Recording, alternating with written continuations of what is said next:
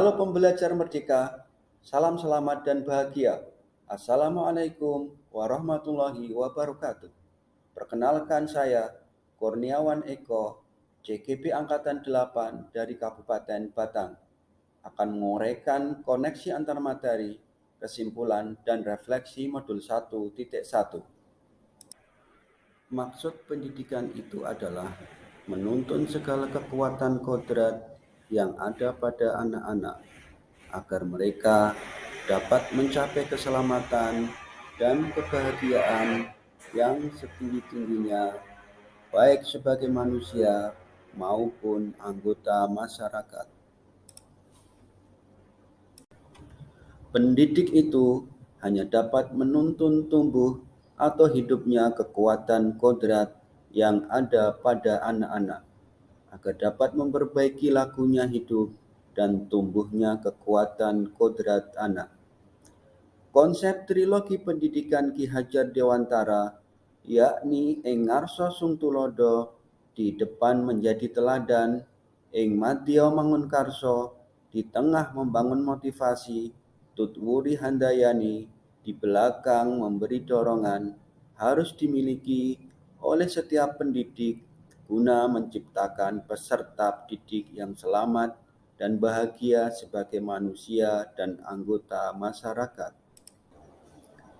Manusia merdeka adalah manusia yang hidupnya lahir atau batin tidak tergantung kepada orang lain, akan tetapi bersandar atas kekuatan sendiri. Maksud pengajaran dan pendidikan yang berguna untuk peri kehidupan bersama ialah memerdekakan manusia sebagai bagian dari persatuan rakyat.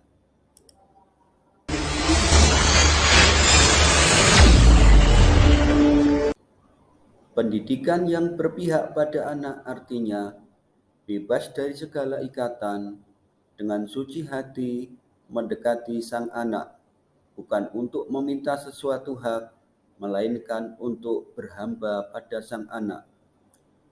Pokoknya pendidikan harus terletak di dalam pangkuan ibu bapak, karena hanya dua orang inilah yang dapat berhamba pada sang anak dengan semurni-murninya dan seikhlas-ikhlasnya, sebab cinta kasihnya kepada anak-anaknya boleh dibilang cinta kasih tak terbatas.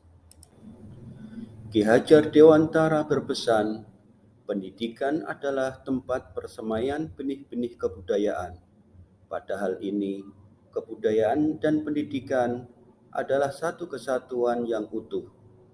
Kebudayaan yang dimaksud adalah sebuah peradaban, sebuah cita-cita masyarakat yang ingin kita bentuk sebagai sebuah bangsa. Mimpi kita sebagai bangsa, itu semua kita semaikan benihnya. Kita mulai kerjakan dari apa yang kita kerjakan di pendidikan. Maksud pendidikan itu adalah menuntun segala kekuatan kodrat yang ada pada anak-anak, agar mereka dapat mencapai keselamatan dan kebahagiaan yang setinggi-tingginya, baik sebagai manusia maupun anggota masyarakat. Siswa dan guru merdeka belajar yang berkolaborasi bersama, menggali dan mengembangkan potensi siswa dan mengakomodasi karakteristik masing-masing.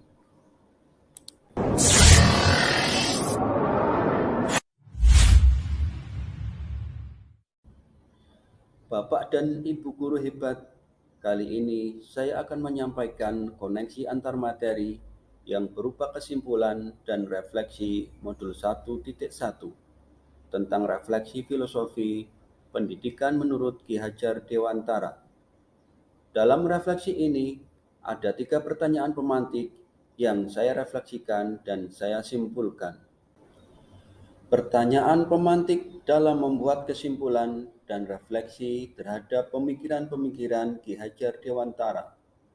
Yang pertama, apa yang Anda percaya tentang murid dan pembelajaran di kelas sebelum Anda mempelajari modul 1.1? Yang kedua, apa yang berubah dari pemikiran atau perilaku Anda setelah mempelajari modul ini. Yang ketiga, apa yang dapat segera Anda terapkan lebih baik agar kelas Anda mencerminkan pemikiran Ki Hajar Dewantara? Apa yang Anda percaya tentang murid dan pembelajaran di kelas sebelum Anda mempelajari modul 1.1? Yang pertama, pembelajaran masih berpusat pada guru atau teacher center. Yang kedua, pembelajaran mengutamakan pada ketercapaian materi. Artinya, tidak memperdulikan apakah murid sudah benar-benar paham atau belum. Yang ketiga, hanya melihat nilai dari aspek kognitif saja. Artinya, ketuntasan dalam penyampaian materi lebih penting daripada memahami karakteristik murid. Murid mencapai KKM dianggap pembelajaran sudah berhasil. Yang keempat, hanya mentransfer materi. Murid hanya sebagai objek pembelajaran.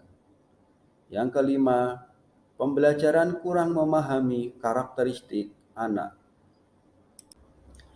Apa yang berubah dari pemikiran atau perilaku Anda setelah mempelajari modul ini?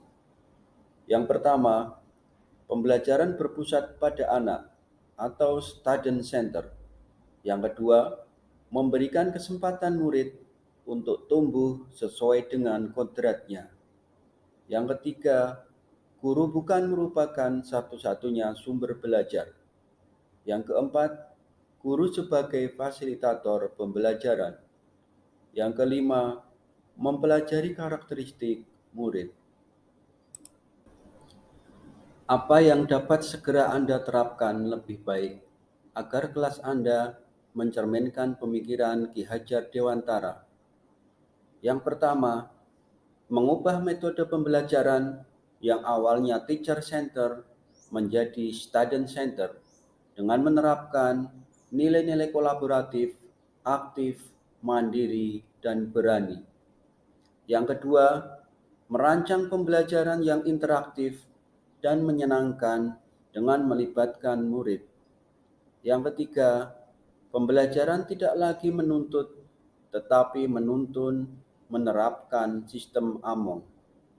Yang keempat, mengidentifikasi karakteristik murid dengan komunikasi yang baik. Yang kelima, pembelajaran yang sesuai dengan kodrat alam dan zaman. Kesimpulannya, yang pertama, pendidikan adalah menuntun segala kekuatan kodrat yang ada pada anak-anak. Yang kedua, siswa dan guru merdeka belajar yang berkolaborasi bersama menggali dan mengembangkan potensi siswa dan mengakomodasi karakteristik masing-masing. Yang ketiga, pendidikan sejatinya adalah berpihak atau berpusat pada murid, menghamba pada sang anak. Demikian tadi refleksi dan kesimpulan setelah memahami modul 1.1. Terima kasih Bapak Ibu Guru hebat. Salam selamat dan bahagia. Salam guru penggerak. Wassalamualaikum warahmatullahi wabarakatuh.